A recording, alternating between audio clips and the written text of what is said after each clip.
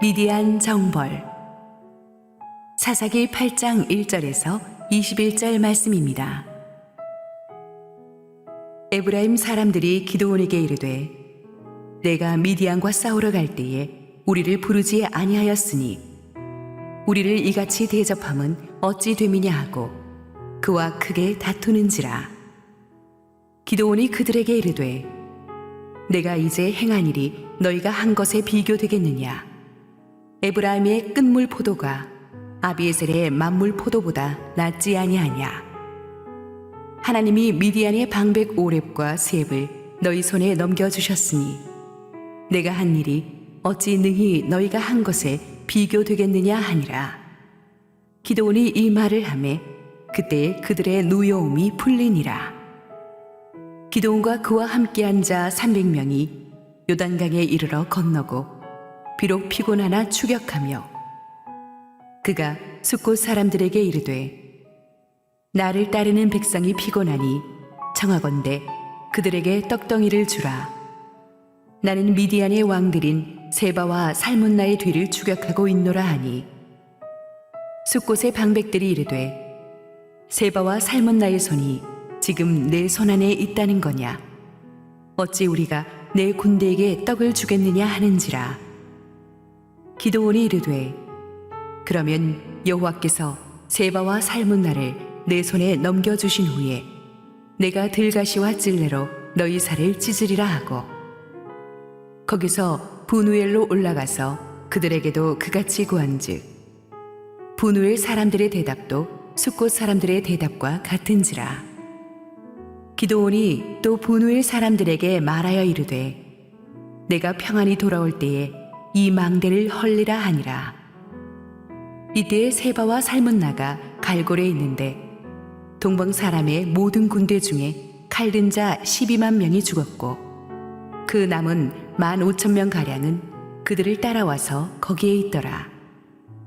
적군이 안심하고 있는 중에 기드온이 노바와 욕부와 동쪽 장막에 거주하는 자의 길로 올라가서 그 적진을 치니 세바와 살문나가 도망하는지라. 기드온이 그들의 뒤를 추격하여 미디안의 두 왕 세바와 살문나를 사로잡고 그 온 진영을 격파하니라. 요어스의 아들 기드온이 헤레스 비탈 전장에서 돌아오다가 숫곳 사람 중 한 소년을 잡아 그를 신문하매 그가 숫곳의 방백들과 장로들 77명을 그에게 적어준지라. 기드온이 숫곳 사람들에게 이르러 말하되 너희가 전에 나를 희롱하여 이르기를 세바와 살문나의 손이 지금 내 손 안에 있다는 거냐. 어찌 우리가 내 피곤한 사람들에게 떡을 주겠느냐 한 그 세바와 살문나를 보라 하고 그 성읍의 장로들을 붙잡아 들가시와 찔레로 숫곳 사람들을 징벌하고 분우엘 망대를 헐며 그 성읍 사람들을 죽이니라. 이에 그가 세바와 살문나에게 말하되 너희가 다볼에서 죽인 자들은 어떠한 사람들이더냐 하니 대답하되 그들이 너와 같아서 하나같이 왕자들의 모습과 같더라 하니라. 그가 이르되 그들은 내 형제들이며 내 어머니의 아들들이니라. 여호와께서 살아계심을 두고 맹세하노니 너희가 만일 그들을 살렸더라면 나도 너희를 죽이지 아니하였으리라 하고 그의 맏아들 여델에게 이르되 일어나 그들을 죽이라 하였으나 그 소년이 그의 칼을 빼지 못하였으니 이는 아직 어려서 두려워함이었더라.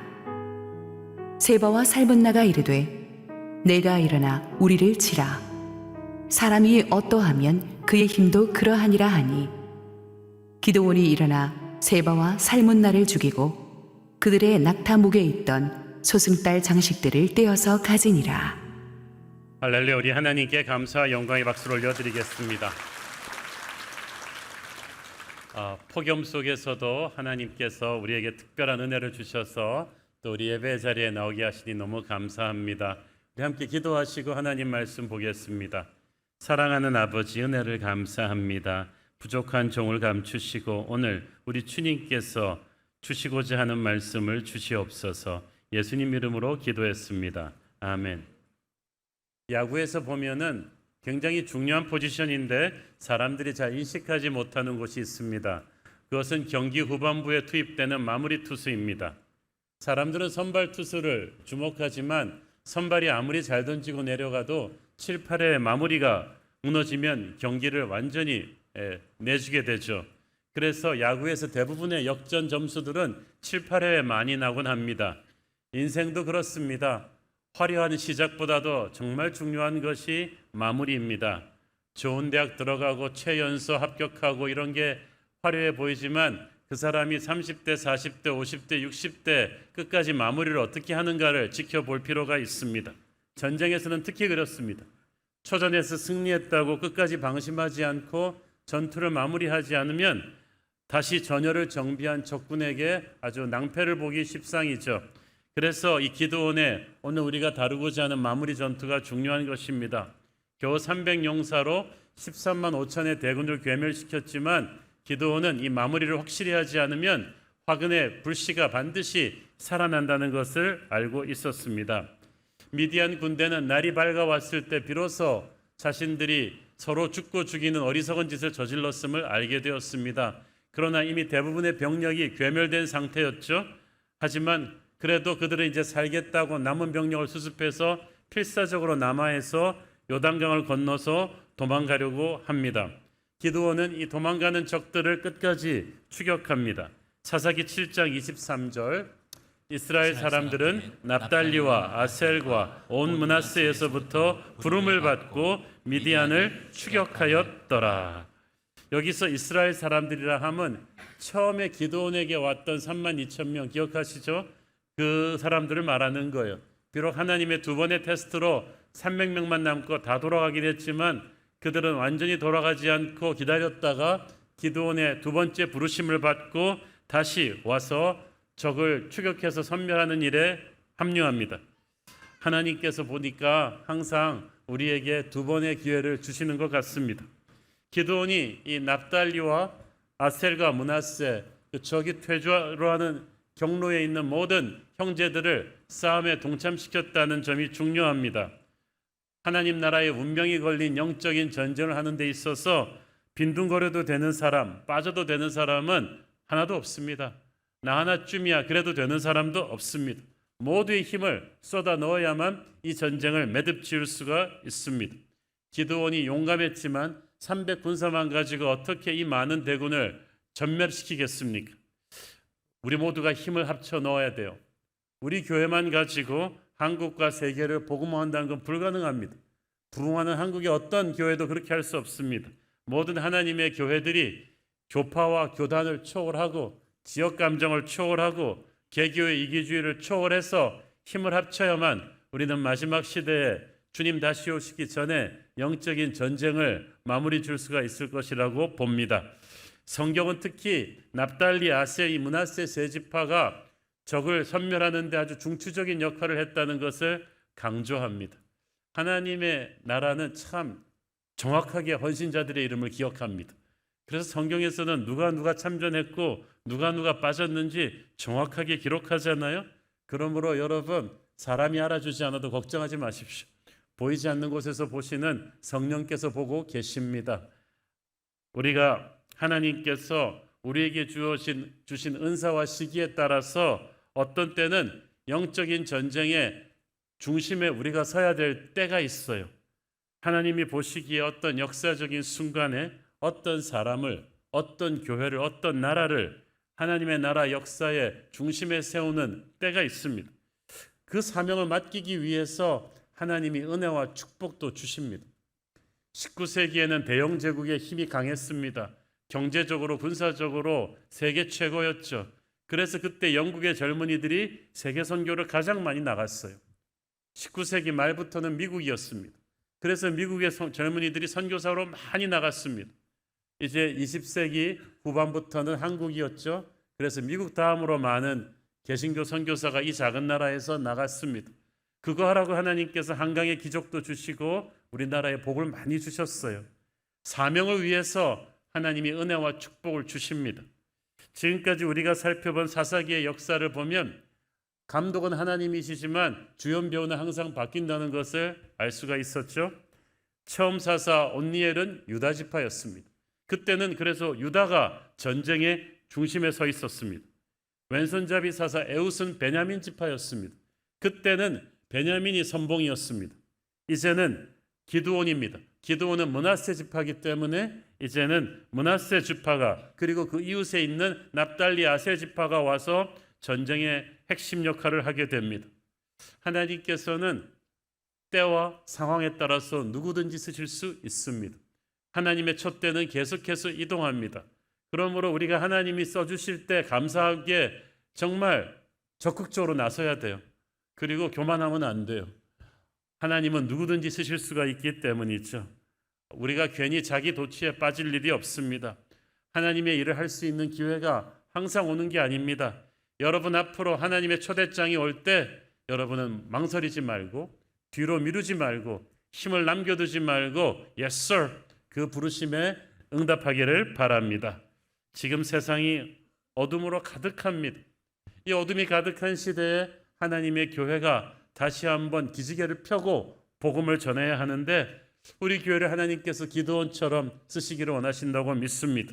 우리는 그 하나님의 콜링에 물러서지 말고 Yes sir, 적극적으로 화답해야 될 줄로 믿습니다. 사사기 7장 24절 25절 읽습니다. 기드온이 사자들을 보내서 에브라임 온 산지로 두루 다니게 하여 이르기를 내려와서 미디안을 치고 그들을 앞질러 벤바라와 요단강에 이르는 수로를 점령하라 하며 이에 에브라임 사람들이 다 모여 벤바라와 요단강에 이르는 수로를 점령하고 또 미디안의 두 방백 오렙과 스웹을 사로잡아 오렙은 오렙 바위에서 죽이고 스웹은 스웹 포도주 틀에서 죽이고 미디안을 추격하였고 오렙과 스웹의 머리를 요단강 건너편에서 기드온에서 가져왔더라. 패주하는 미디안 군대가 요단강을 건너려고 필사적으로 달렸죠. 기드온이 요단강에 이르는 수로를 점령하라고 한 것은 미디안 군대가 강을 건너기 전에 그 선착장을 차단하라는 얘기입니다. 이것을 할 수 있는 것이 바로 가나안 중부 지역에 있는 에브라임이었어요. 오래전에도 비슷한 상황이 있었죠. 왼손잡이 사사 에웃이 모압 왕을 암살한 뒤에 도주하는 모압의 1만 군대의 퇴로를 요단강을 건너지 못하도록 차단한 게 바로 에브라임이었어요. 그만큼 에브라임의 그 지리적인 위치가 굉장히 중요했습니다. 에브라임은 용맹한 부족이었기 때문에 미디안의 테러를 차단하고 도주하는 적장들의 목까지 베었습니다.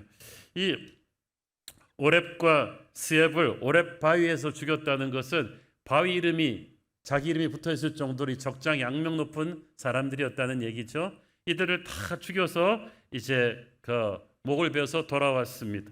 기드온은 적을 끝까지 이렇게 확실하게 섬멸을 시킵니다. 우리는 영적인 전쟁에서 끝마무리가 얼마나 중요한지를 거듭 강조하고 싶습니다. 하나님께서는 회개하는 죄인을 용서하는 분이시지만 우리 안에 있는 죄를 털어낼 때는 아낌없이 남김없이 철저히 다루기를 원하십니다. 왜냐하면 이 죄의 불씨라는 것이 조금이라도 남겨두면 나중에 어떤 큰 불로 발전할지 모르거든요. 그래서 하나도 남지 않도록 깨끗이 청소하는 것이 중요합니다. 그런데 우리가 죄가 나쁜 걸 알면서도 정이 들어가지고 말이죠. 회개할 때 완전히 회개하지 않고 조금 남겨두거든요. 이거 남겨두면 미디안 패장정 남겨두는 것처럼 나중에 큰 화근이 될 것입니다. 그래서 기드온이 끝까지 오늘의 전쟁을 보면 정말 지구 끝까지라도 갈 작정으로 추격을 해서 섬멸시켰기 때문에 이제 기드온 이래로 40년의 평화가 그 땅에 온 것입니다. 저는 기드온이 도망치는 적들을 끝까지 추적한 집념도 집념이지만 그가 반드시 이긴다는 믿음을 가지고 있었다는 것, 이긴다는 것을 전제로 해서 후속 전략을 수립하고 준비했다는 게 참 박수를 보내주고 싶습니다. 기드온이 어떻게 적이 요단강으로 도망갈 걸 알았을까요? 그것은 300명 군사를 거느리고 13만 5천을 상대로 이긴다는 초동 전투에서 이긴다는 믿음이 있었기 때문에 가능한 일이잖아요. 그런 믿음도 없었으면 후속 전략을 짜지도 않았을 거예요. 기드온은 하나님이 그에게 승리를 주신다는 것을 믿고 그 믿음으로 인한 승리 다음 단계를 준비했던 것입니다. 많은 사람들이 하나님에게 난국을 헤쳐나가게 해달라고 기도합니다. 그렇지만 그 다음을 준비하지 않아요. 농촌에서 비를 내리게 해달라고 다 교인들이 모여서 통성기도했는데 정작 비가 내리니까 우산 들고 온 거는 꼬마 한 명뿐이었다 그러잖아요. 기도는 했지만 설마 비가 올 거라는 믿음이 없었던 거예요. 우리도 그렇습니다. 됐다 모르겠다 그냥 기도는 해보지만 그 다음 단계 응답에 대한 믿음이 없어요. 그러니까 그 다음 미래에 대한 계획이 없는 거예요.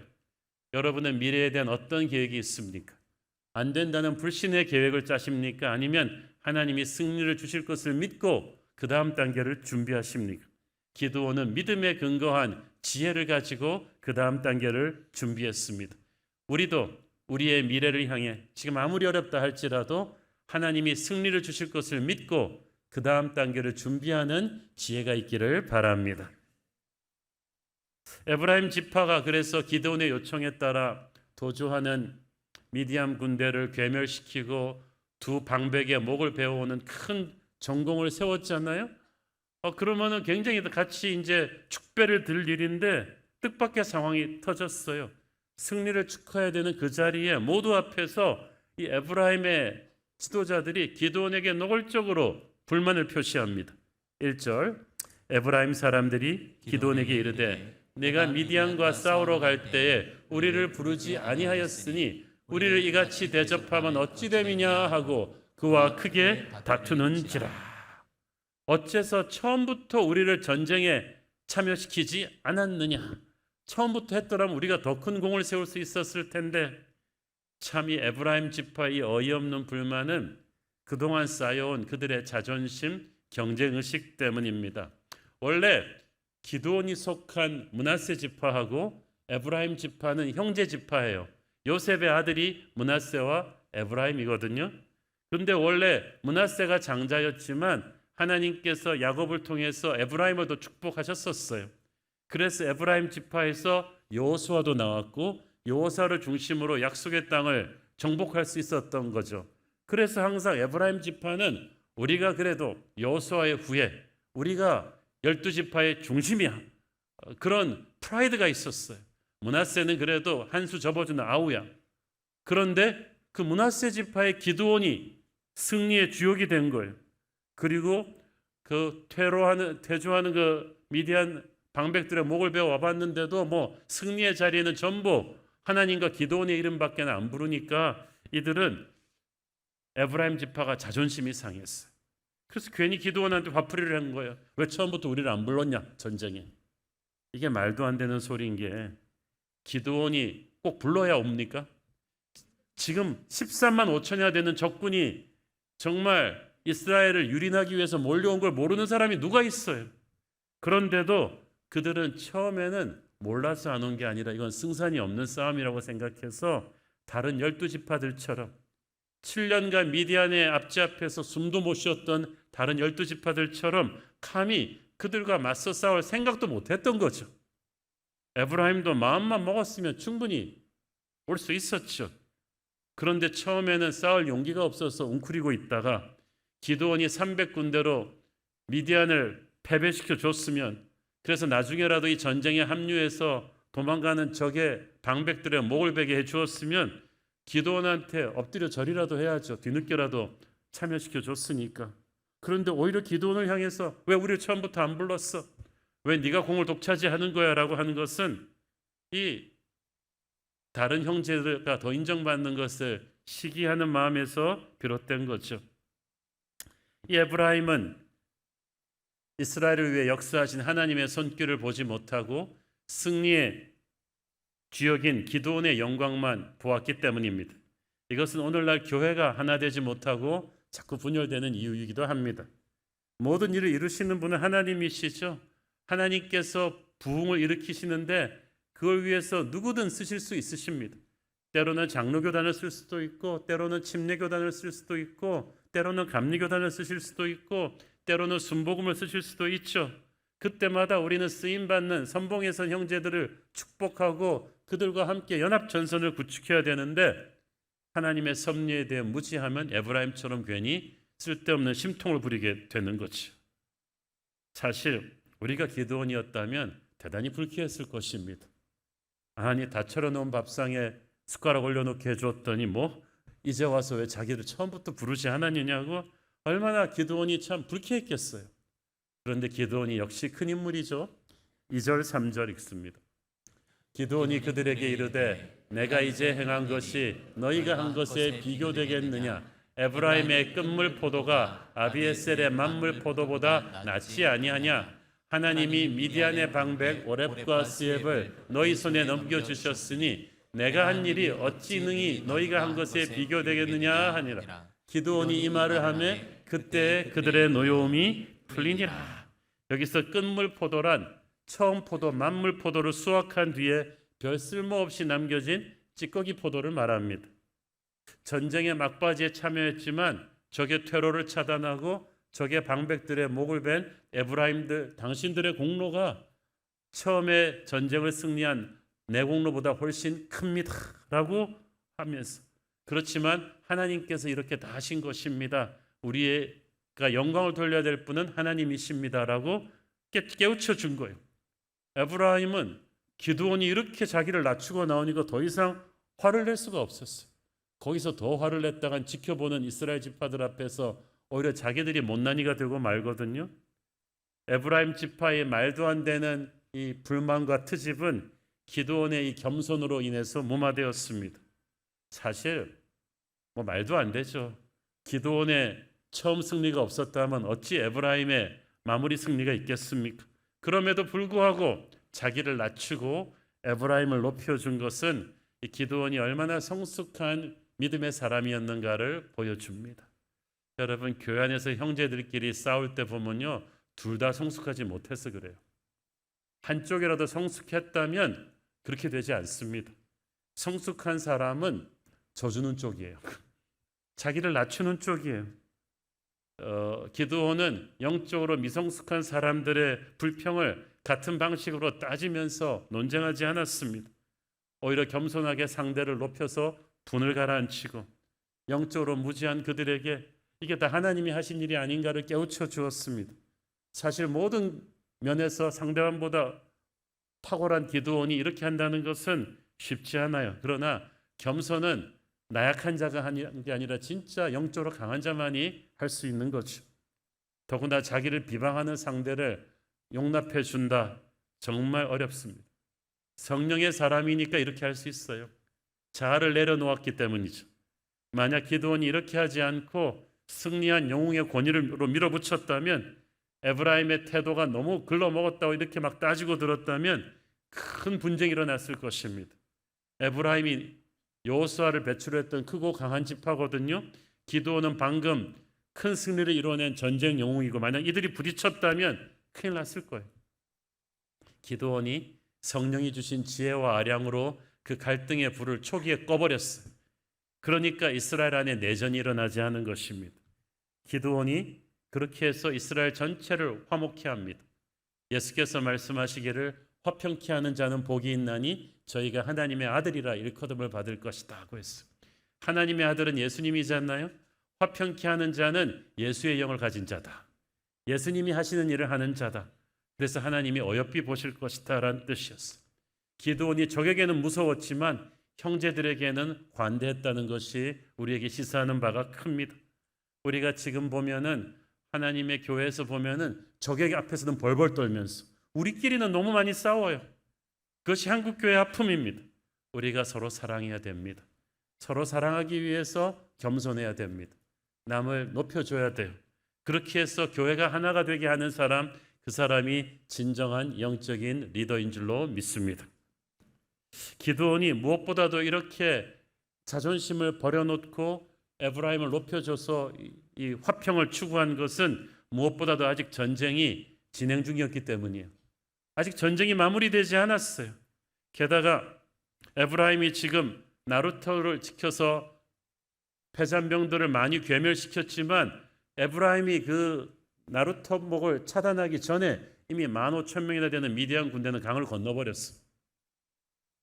그들은 패배했긴 했지만은 아직도 15,000명이에요. 이들이 전열을 재정비하고 이를 갈고 다시 복수를 위해 돌아온다면 이거 이스라엘이 다시 감당하기 어렵습니다. 그래서 기드온은 이 기세를 놓치지 않고 끝까지 추격합니다. 기드온의 추격대가 요단강을 건너 숫곳까지 이르릅니다. 저는 기드온이 300명을 가지고 15,000명을 추격했다는 게 나는 정말 놀랍습니다. 이 깡은 어디서 나오는 것입니까? 15,000명이 300명을 추격한다는 건 이해가 가는데 어떻게 300이 아무리 패잔병이지만 15,000명을 추격합니까? 궁지에 몰린 쥐는 고양이도 무는데 이것은 하나님이 주신 담대함이죠. 그래서 요단강을 건너 숫곳까지 이르렀는데 이스라엘 평원에서 이 숫곳까지 한 100km 됩니다. 이 100km를 제대로 먹지도 자지도 못하고 전투하다가 달려왔으니 이 기드온의 군대가 얼마나 피곤했겠어요. 게다가 뭐 군량미라도 제대로 챙겨왔겠습니까? 그런데 보니까 지나가는 그 루트에 그 숫곳 마을이 있는 거예요. 갓지파의 후손들입니다. 형제들입니다. 그래서 좀 군량미 좀 도와달라. 우리가 저게 이제 왕 2명만 잡으면 된다. 패잔병을 추격 중이다. 그러면 당연히 형제로서 도와줘야 되는데 이 숫곳 사람들이 뜻밖의 매몰차게 거절합니다. 6절 읽습니다. 숫곳의 방백들이 이르되 세바와 살문나의 손이 지금 내 손에 있다는 게냐? 어찌 우리가 네 군대에게 떡을 주겠느냐 하는지라. 세바와 살문나는 미디안의 왕들이거든요. 그러니까 이 사람들이 좀 비아냥거리고 그래 미디안의 왕들 잡았냐? 잡은 것도 아니지 않냐? 이 말은 무슨 말이냐면 너희 겨우 300명의 군사로 어떻게 저 15,000명의 미디안 군사를 잡겠느냐는 거죠. 처음 전쟁은 세발에 정말 뒷걸음질 치다가 뭐 쥐잡듯이 했다고 쳐도 어떻게 이길 수 있겠느냐? 그래서 아직도 너희들에 비해서 50배나 넘는 적에게 이길 확률이 없다고 생각했어. 그래서 혹시 기드온의 군대 도와줬다가 미디안에게 섬멸당하고 나면 다시 돌아와서 자기들 보복할까 봐 두려워한 거지. 그래서 그들은 기드온의 군대를 도와주지 않았어요. 기드온이 얼마나 기가 착했습니까? 군량미를 조달해야 되는데 근데 숫곳 옆에 마을 분유엘 사람들도 똑같은 반응이에요. 우리가 하나님의 일을 할 때 지치고 힘들어서 이렇게 형제들한테 도움을 받아야 될 때가 있어요. 그들은 도와줄 수 있는 힘도 있습니다. 그런데 그 형제들이 도와주지 않을 때 오히려 우리를 비웃고 우리를 믿어주지 않을 때 정말 낙담이 되죠. 그러나 그렇다고 해서 포기한다면 마귀만 기뻐할 것입니다. 우리는 어떠한 경우에도 아무리 사람이 우리를 도와주지 않는다 할지라도 하나님의 손을 믿고 다시 일어나서 적을 끝까지 추격하는 일을 포기하지 않아야 될 것입니다. 그러면 하나님께서 새로운 도움의 손길을 주실 것입니다. 무엇보다도 기드온은 이 괘씸한 숫곳과 분우엘을 그 자리에서 징벌하지 않았어요. 지금은 그게 우선순위가 아니에요. 기드온을 쫙 보면은 우선순위가 굉장히 분명한 사람이. 지금은 형제들끼리 싸울 때도 아니고 이기적으로 도와주지 않는 자를 징벌할 때도 아니고 지금은 적을 끝까지 추격하는 게 중요하다. 여러분의 인생에서 우선순위를 분별하는 건 너무나 중요합니다. 우리의 한정된 시간과 에너지를 좋은 일도 지금 당장은 안 해야 될 게 있어요. 지금 당장은 내가 최선의 것을 해야 돼요. 지금 당장 해야 되는 가장 중요한 일로 우선순위를 잡는 것도 이게 분별력이죠. 하지만 기드온이 패역한 숫곳과 분우엘을 용서한 것은 아니었어요. 7절 9절 읽습니다.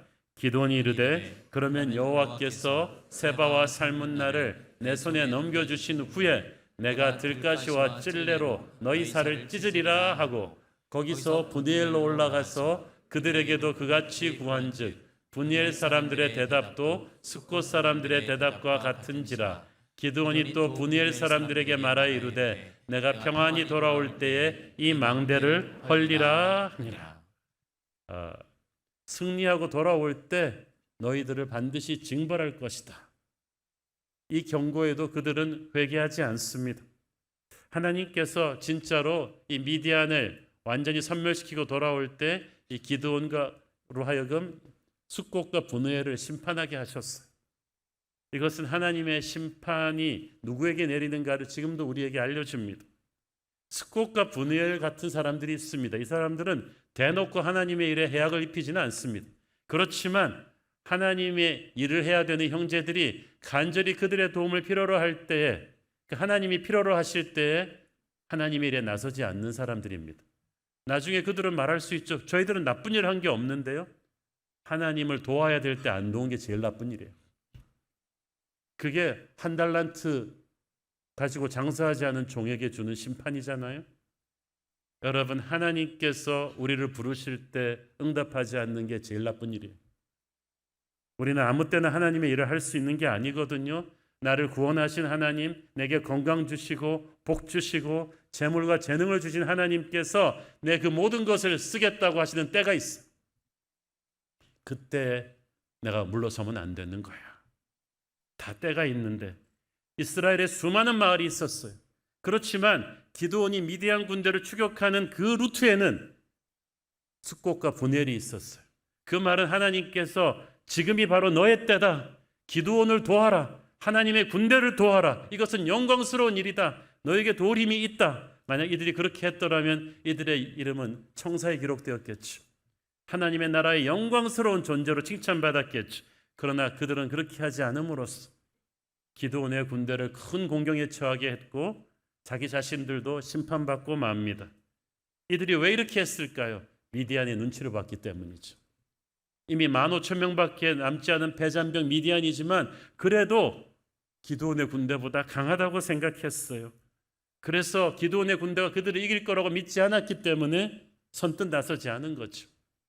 비겁한 행동하는 사람 뒤에는 불신이 있습니다.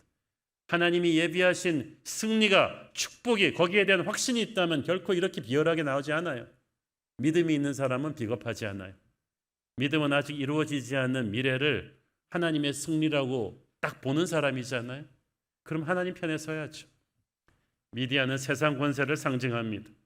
우리도 보면 세상 눈치 보느라고 주님의 교회의 힘이 세상을 못 이길 거라는 생각에 숫꽃과 분우엘처럼 비겁하게 처신하는 분들이 꽤 있어요. 주님의 몸된 교회가 여러분의 도움을 필요로 할 때가 있어요. 항상 그런 것도 아니에요. 숫꽃과 분우엘이처럼 자기 마을 앞으로 하나님의 군대가 지나가는 케이스가 역사에 몇 번이나 되겠어요. 하나님께서 우리의 헌신을 달라고 하십니다. 너의 시간을 달라고 하십니다. 너의 재물을 달라고 하십니다. 이스라엘 누구든지 할 수 있지만 지금은 너에게 주는 기회라고 하셨어요. 교회가 선교를 갈 때, 주일학교 선생님을 찾을 때, 이 무더위에 우리 주차팀 봉사자를 추가 모집할 때, 건축을 할 때 하나님의 일을 도와줄 사람들을 구하는데 그때마다 숫꽃과 분이엘처럼 도망가서 쓰겠어요. 주님은 우리의 도움 없이도 역사를 이루실 거예요. 그들의 도움 없이도 기드온은 승리했어요. 하지만 도울 수 있을 때 하나님의 부르심에 나서지 않았던 그들은 심판을 받습니다. 부끄러운 구원을 받을 거예요. 우리는 그런 부끄러운 역사를 만들어서는 안 될 줄로 믿습니다. 저는 무엇보다도 오늘 본문 4절 말씀에서 4절 한번 읽어볼까요? 기드온과 그와 함께한 자 300명이 요단강에 이르러 건너고 비록 피곤하나 추격하며, 저는 비록 피곤하나 추격했다, 이 말이 아주 가슴에 찡합니다. 영어 성경에 보면 they were exhausted but they kept on, 그러니까 탈진될 정도로 힘들었다고 했어요. 그럴 만도 한 게 300명으로 밤새 14만 5천을 압박하고 그들을 쫓아서 숫꽃까지 100km로 달려온 거죠. 뭐 제대로 먹고 자기나 했겠습니까? 그러니까 너무너무 피곤했겠지만 그들이 계속 추격을 멈추지 않았다. 우리 오늘 부른 찬양처럼 기도를 멈추지 마라. 왜 그런 찬양이 나왔겠어요? 너무 피곤해서 기도도 멈추고 싶은 때가 있거든요. 이거 뭐 내가 기도 계속한다고 응답이 오겠나? 탈진이 된 거지. 그러나 우리가 영적인 싸움을 할 때 정말 그 피곤한 순간을 뚫어야 돼요. 그때부터 하나님의 역사가 시작되거든요. 부흥하고 승리하고 있는 교회들은 보면 다 피곤합니다. 우리가 부흥할 때일수록 이 피로를 뚫고 성령의 능력으로 나가야 돼요. 제가 몇 달 전부터 PT를 받고 있는데 정말 피틱입니다. 그렇게 힘든 줄 몰랐어. 예전에 미처 몰랐어. 그리고 그 인상 좋게 생긴 젊은 PT 강사가 그토록 정말 무서운 줄은 저는 몰랐습니다. PT 강사가 하는 가장 큰 거짓말은 조금만 더 하면 된다. 거의 다 왔습니다. 이거죠. 근데 제가 보니까 내가 왜 이 비싼 돈을 주고 PT를 하고 있나 생각해 보니까 이 우리가 보통 우리 자기 의지로 하잖아요. 그러면 한 세트 두 번쯤 하고 나면 이 프레싱 하고 나면 막 근육이 찢어질 것 같고 나 뭐 이러다가 막 큰일 날 것 같고 그래서 아이고 그리고 이제 그만해야죠. 딱 그만두잖아요. 그러면 그때까지 한 운동은 전부 다 헛거래요. 그 피곤하고 지치고 힘든 그 순간에 PT 강사가 필요해요. 한 번 더 하셔야죠, 아버님. 그러면서 조금만 더 하시면 됩니다. 역시 운동하신 몸이라 다른 것 같아요. 몸이 많이 가벼워지셨어요. 막 온갖 달콤한 격려의 거짓말을 막 하면서 세 번째 세트를 다 했단 말이죠. 끝냈더니 오늘부터 한 세트 더 올리겠습니다. 쉬는 시간도 안 남게 하면서 제가 보니까 그렇게 웃으면서 격려하면서 하는데 그래서 그 다음에는 난 이번만 하고 때려쳐야지 하고 갔더니 오기 싫으셨죠? 이번만 하고 때려치고 싶으셨죠? 그렇지만 지금부터라고. 그래서 정말 힘들어서 그만두고 싶은 그때부터 근육이 생기는데 PT 강사가 없으면 자기는 다 그만둔다는 거죠. 자, 생각해 보니까 좀 성령님께서 PT 강사 비슷하지 않는가 생각을 합니다. 피곤할 때까지는 우리 의지로 해요. 그런데 피곤해서 힘들 때부터는 내 의지로 할 수가 없어요. 그때 성령께서 힘을 주십니다. 이사야서 40장 29절 31절 피곤한 자에게는 능력을 주시며 무능한 자에게는 힘을 더하시나니 소년이라도 피곤하여 곤비하며 장정이라도 넘어지며 쓰러지되 오직 여호와를 앙망하는 자는 새 힘을 얻으리니 독수리가 날개치며 올라감 같을 것이요 다른 박질하여도 곤비하지 아니하겠고 걸어가도 피곤하지 아니하리로다. 어떻게? 여호와를 앙망했기 때문에, 기도했기 때문에, 예배했기 때문에, 하나님의 손을 잡고 매달렸기 때문에 그들은 탈진된 상태에서 다시 기쁨으로 일어나서 달릴 수 있었다는 거죠. 여러분, 숫꽃과 브누엘이 군량미를 주지 않았는데 기드온의 군대가 무슨 힘으로 다시 뛰었을까요? 저는 숫꽃과 브누엘이 아닌 다른 어떤 루트로 하나님께서 군량미를 주셨다고 믿습니다. 그리고 그 순간, 그 절박한 순간에 도와줘야 될 사람이 도와주지 않는 그 절박한 순간에 기드온이 처절하게 예배했다고 믿습니다. 그래서 하나님이 주시는 새 힘으로 기드온은 포기하지 않고 다시 간 거예요. 여러분, 하나님의 일을 하다가 피곤할 때가 옵니다. 쓰러지고 싶은 때가 옵니다. 그러나 그때를 성령의 힘으로 돌파를 해야 돼요. 그래야 영적인 근육이 생기는 거예요. 그리고 거기를 퀴링 포인트, 그 포기하는 시점이라고 하는데 마귀는 거기에 딱 서 있어요.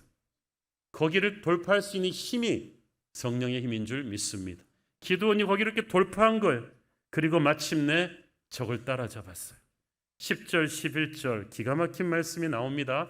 이때 세바와 살문나가 갈골에 있는데 동방 사람의 모든 군대 중에 칼든 자 12만 명이 죽었고 그 남은 15,000명 가량은 그들을 따라와서 거기에 있더라. 적군이 안심하고 있는 중에 기드온이 노바와 욕부와 동쪽 장막에 거주하는 자의 길로 올라가서 그 적진을 치니. 자, 상황을 지도를 보면서 설명을 드리겠습니다. 자, 기드온의 첫 번째 전투는 이스라엘 평야의 모래 언덕 위에서 그 미디안 군대 14만 5천을 밤에 횃불과 나팔로 급습해서 자기들끼리 죽고 죽였잖아요. 그리고 그들이 이제 나무로 도주하기 시작합니다. 나무로 이렇게 도주하는, 요단강을 끼고 도주하는 이유는 여기서 나루토에서 배를 타고 요단강을 건너 도망가기 위함이었죠. 그런데 이렇게 내려오는 중에 에브라임 지파가 강 건너는 길목을 차단하고 여기서 또 엄청나게 많이 괴멸시켰다고 되어 있죠. 이 두 번의 전투를 통해서 거의 12만 명이 죽었어요. 그런데 문제는 에브라임 지파가 이 강길을 차단하기 전에 이미 15,000명이 이 강길을 건너놨던 거예요. 그래서 기드온의 군대가 뒤늦게 쫓아와서 에브라임 군대랑 화합한 후에 다시 강을 건너서 숫꽃까지 쫓아옵니다. 여기가 100km예요. 여기서 지쳐서 군량미를 달라 그랬는데 숫꽃과 브누엘 사람들이 군량미를 안 줬잖아요. 하지만 하나님의 힘으로 어떻게 다시 군량미를 구해서 다시 쫓아오는데 갈골까지 이 미디안이 갈골은 아라비아 사막 근처거든요. 240km입니다. 여러분 240km면요. 서울 부산의 절반 거리예요. 길도 좋지도 않아요. 게다가 미디안은 그래도 낙타라도 많았지만은 기드온의 군대는 도보로 쫓아온단 말이죠. 얼마나 지쳤겠어요. 그러니까 성경에 갈골에까지 온 15,000명의 미디안 군대가 안심하고 있었다는 거죠. 설마 처음에는 기습에 당했지만 적의 병력도 적은데 병법에 그런 거 없잖아요. 작은 병력으로 기습 공격에 승리했으면 이제는 다시 전열을 정비해야 되는데 그 지독한 것들이 여기까지 쫓아올 줄은 알았겠어요. 그래서 안심하고 있는데 이 갈골에서 300명이 다시 들이쳐서 전멸을 시키는 거죠. 이 지도를 쭉 보시면은 기드온의 그 300군대의 이 추격전이 얼마나 무시무시한 것이었는가를 알 수가 있죠. 여기서 격파했다는 히브리어 하라드는 적을 공포에 치를 떨게 했다는 말입니다. 미디안은 전멸당하면서도 정말 치를 떨면서 죽었고 그래서 40년 동안 다시 재기하지 못하는 거죠. 300군대가 50배가 넘는 15,000명을 또 추격해서 부수는 이 기적은 하나님의 도우심이 없이는 불가능한 일이었고 무엇보다 기드온이 피곤하였으나 추격했기 때문이죠. 여러분, 하나님의 놀라운 역사는 지치고 피곤하지만 하나님의 성령의 힘으로 끝까지 추격을 멈추지 않는 사람, 기도를 멈추지 않는 사람들에 의해서 이루어진다고 믿습니다. 여러분 피곤하죠? 적도 피곤해요. 40일 기도할 때 제가 말씀드렸잖아요. 40일 특세 피곤한데 마귀도 죽을 지경입니다. 우리가 특세할 때마다 마귀도 총출동해야 되는데 얼마나 피곤하겠어요. 우리가 하나님의 일을 할 때 보면은 항상 돈과 사람이 남아 도는 때는 한 번도 없었어요. 우리 여름 성경학교 준비할 때나 건축할 때도 그렇고 선교 여행 갈 때도 보면 할 일은 많은데 돈은 부족하고 사람은 부족하고 시간은 없고 또 숙곡과 분해할 사람들처럼 꼭 도와줄 수 있는 사람들이 이렇게 이기적으로 안 도와주는 때가 많아요. 그러면 300용사처럼 항상 일하는 사람만 자꾸 일하는 것 같단 말이에요. 교회는. 그럼 많이 지쳐요. 아이씨, 이 교회는 사람이 없어. 나만 일하나. 그럴 때가 됐죠.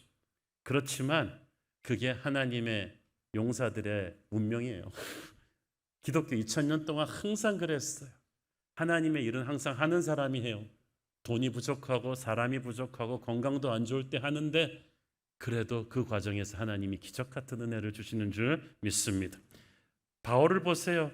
피곤하였으나 하나님의 일을 멈추지 않습니다. 바울은 보면 정말 피곤하였으나 추격하였더라. 딱 바울의 인생이에요.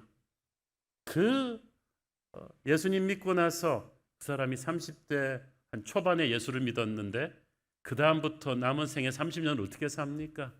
그 도보로 그 아시아와 유럽을 몇 번씩 돌아다니면서 곳곳에 교회 세우잖아요.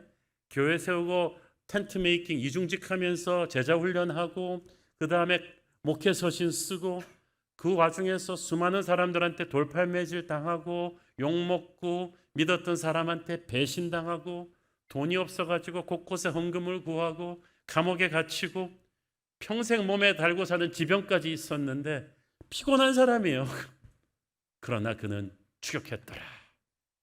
하나님께서 우리의 약함 속에서 강함이 되십니다. 고린도후서 12장 10절 그러므로 내가 그리스도를 위하여 약한 것들과 능욕과 궁핍과 박해와 곤고를 기뻐하노니 이는 내가 약한 그때에 강함이라. 아멘. 약한 그때부터 성령께서 역사하시기 때문이죠. 내가 쌩쌩할 때는 내 힘으로 하나님의 일을 합니다. 내가 지치고 약할 때는 하나님의 힘으로 하나님의 일을 합니다. 그리고 그때 기적이 일어나죠. 여러분 하나님의 일을 하는 충실한 분들이 우리 교회 참 많으신데 지치고 약하고 피곤하고 사람에게 실망해서 이제 그만해야지 하는 때가 있다면 그러지 마세요. 그거는 마치 세트 2번 들고 그만하겠지 하는 사람과 같은 거예요. 여러분의 PT 강사 성령님께서 말씀하십니다. 지금부터 한 번 더. 지금부터 진짜 근육이 생길 거야. 지금부터 진짜 하나님의 역사를 너는 보게 될 거야. 너의 약함 가운데 하나님의 영광이 드러나실 거야. 하나님의 일을 하면서 지치고 힘들고 피곤할지라도 낙심하지 말고 사람이 안 도와준다고 실망하지 마시고 오직 우리 주님을 붙잡고 일어나는 저와 여러분 되기를 축원합니다. 기도하겠습니다.